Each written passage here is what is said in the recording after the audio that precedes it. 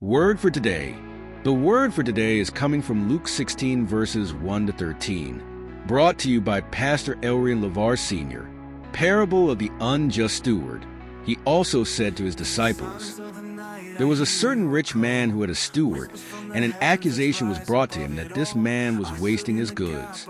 So he called him and said to him, 'What is this I hear about you? Give an account of your stewardship, for you can no longer be steward.' Then the steward said within himself, 'What shall I do? For my master is taking the stewardship away from me. I cannot dig. I am ashamed to beg. I have resolved what to do, that when I am put out of the stewardship, they may receive me into their houses.'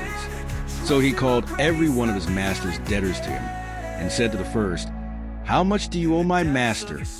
And he said, 100 measures of oil.' So he said to him, 'Take your bill, and sit down quickly and write 50.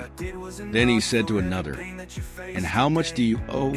So he said, 100 measures of wheat. And he said to him, 'Take your bill and write 80. So the master commended the unjust steward, because he had dealt shrewdly. For the sons of this world are more shrewd in their generation than the sons of light. And I say to you, make friends for yourselves by unrighteous mammon, that when you fail, they may receive you into an everlasting home. He who is faithful in what is least is faithful also in much. And he who is unjust in what is least is unjust also in much.